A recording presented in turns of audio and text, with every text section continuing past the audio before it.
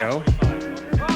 I went to a charity open mat at Masterskya to benefit young urban youth that maybe can't afford lessons or don't have the ability to buy their gis and rash guards. So we're all just here at an open mat trying to raise money for them. I think it ended up raising $4,000.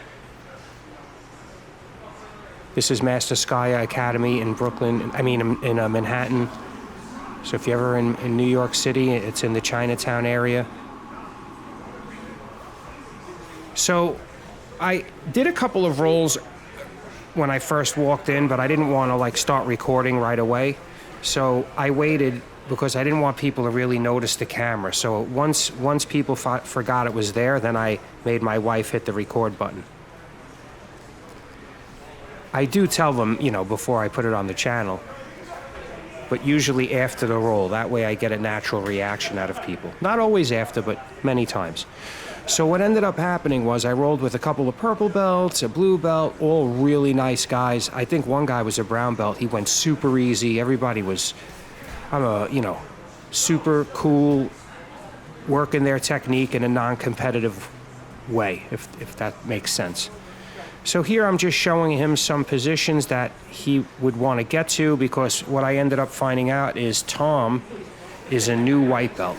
So he really, I could tell just by the way he does everything that he's probably maybe brand new. So I rolled with him the way I usually roll with a new white belt, in an educational manner. I move around in the most effortless way I can. And when I notice a glaring mistake, I just tell them not to do that. If I could tell them 2 or 3 glaring mistakes during one roll, it could really increase their abilities. Simple things, like putting the knee in the middle of the spine when you're breaking the guard, posture, keeping your posture towards your head towards the ceiling, not leaning forward like that. Most people just, if they don't know jiu-jitsu, they just wander in like that.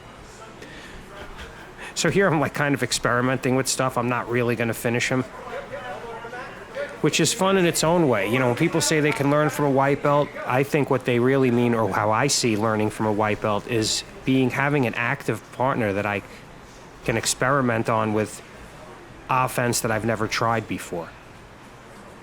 Then eventually I could move that up to more technical opponents.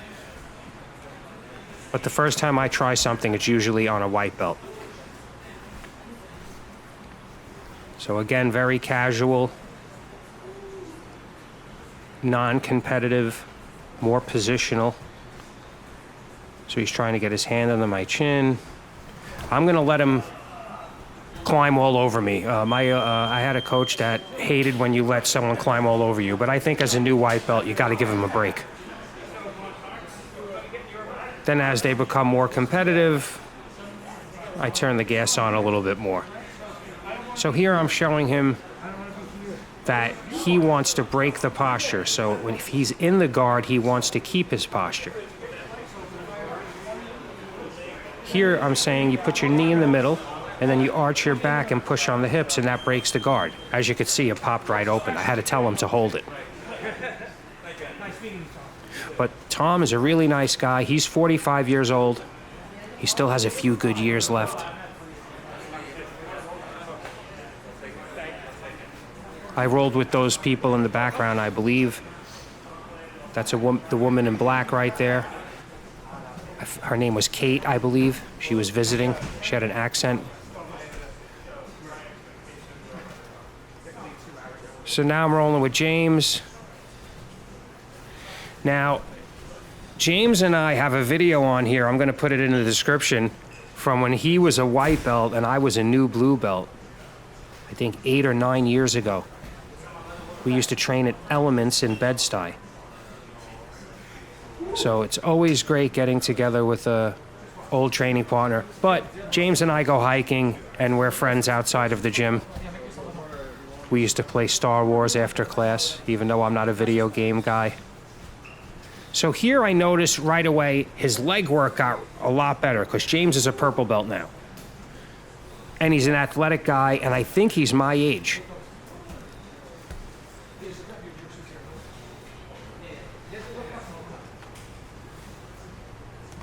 So we reset there.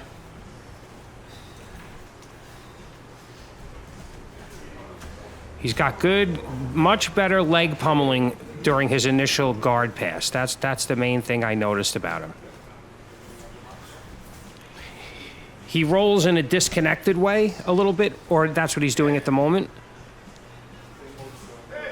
He's looking to not engage my guard, not let me engage a guard, and pass. And he's doing a good job of it. Trying my little dummy sweep there. So I have like a De La Hiva. I'm really just playing around a little bit. Not because he's not a good purple, but I mean, I've been training twice as long as him, regardless of belt rank. So the first thing he wants to do is kick my left hand off that ankle. To try to keep passing while I have that is going to be problematic. There's another one of the really cool black belts that was there that day. Super cool guy. I think he's 62. He looks like he's 40. And probably moves like it, though I wasn't able to witness his jiu-jitsu. So some furious hand fighting going on. The main thing is I keep my elbows close to my body. So when he pulls away, I let go. Because if he pulls away and I continue to hold on, then my elbow is away from my body and my weight is forward, and that can lead to an arm drag. So there he just tried to step around my guard, and what I did was simply roll back and bring my leg so he couldn't get the knee on belly. There he tried it again. I'm doing it with my left leg. So here I keep noticing he keeps his legs together. I notice like he'll keep one leg forward and the right leg right behind it. And that's going to lead me to this next move. Sometimes like I just try to push somebody back if they're in between position. And he had great balance and was able to just run back out of it. But many people will fall backwards. So here's what I was talking about. He keeps his legs together, and that allowed me to sweep him. I did like a staple to pass his guard. I feigned the choke. And then if you notice, his right elbow was up in the air the whole time, and it made it easy for me to bring my forearm underneath it and peel it out. And in no-gi, Kimura is very much easier because there's no friction and there's nothing for him to grab onto. So I was able to get that submission. But again, he's hard to deal with, you know, so I have to connect, and I can't, you know, play with him the way I used to. That was a cool move. I was able to wrestle up his front leg and kick out his back. Now I could have continued, I could have jumped all over. But I like to keep things playful and safe. Big movements lead to big injuries. Here I'm kind of letting him flatten my legs on the side. I want him to pass. I want him to move around, see what he has, and then the round ended. So I think that's the first time I rolled with James in 8 years, since the Bed-Stuy days. So there's a lot of people from the New York jiu-jitsu scene. There's a big scene up here, and a lot of great players. The owner of this school is Alex. He has his own channel. I'll put the link in the description. He goes by Masterskya, and not master in a traditional sense. It's I believe a Russian word. I could be wrong about that, but it doesn't mean master in an egotistical sense. I should have looked this up before I made the video. But anyway, so here comes Naum. Naum is an old training partner from Marcelo Garcia Academy. I knew him there. I don't know if I knew him as a white belt, probably through white and blue. He's been traveling a bit, and a smart guy. I think he's writing books. He's just a book guy. If you want to know about books, you talk to Naum. So he's playing a bit of a disengaged game as well.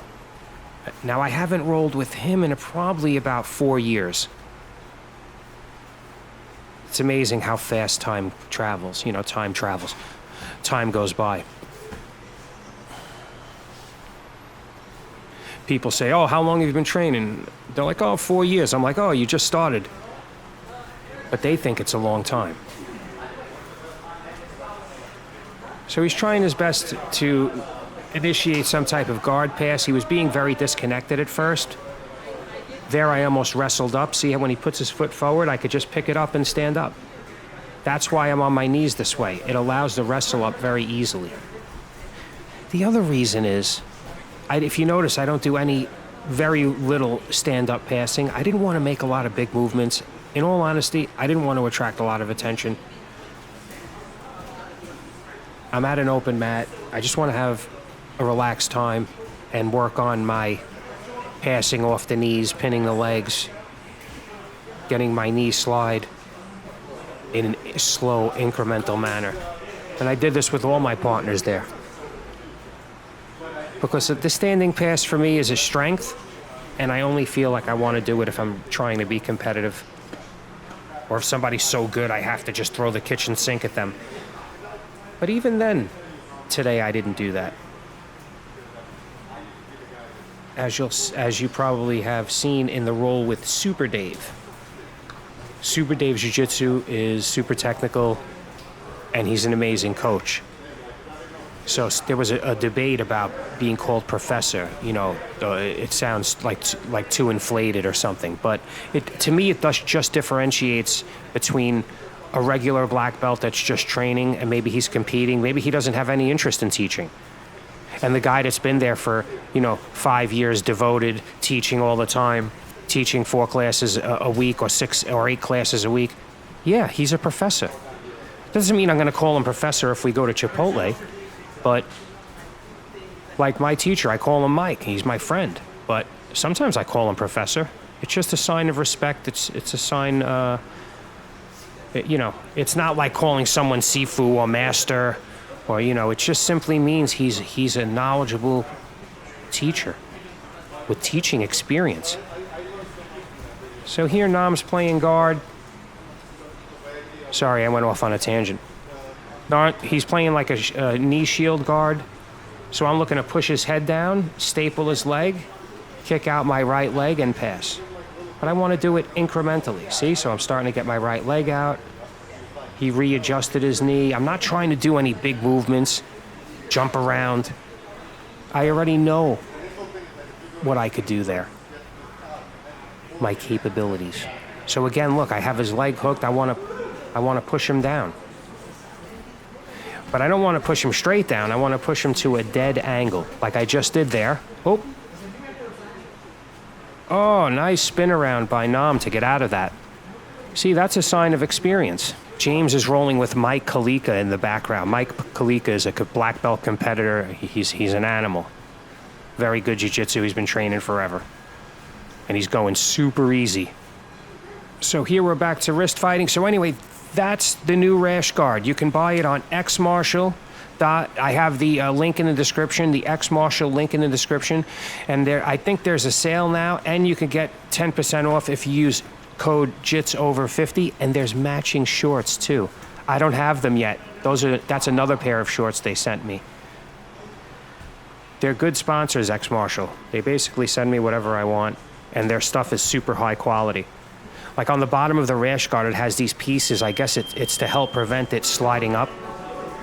Thank you for watching, and don't tap to age.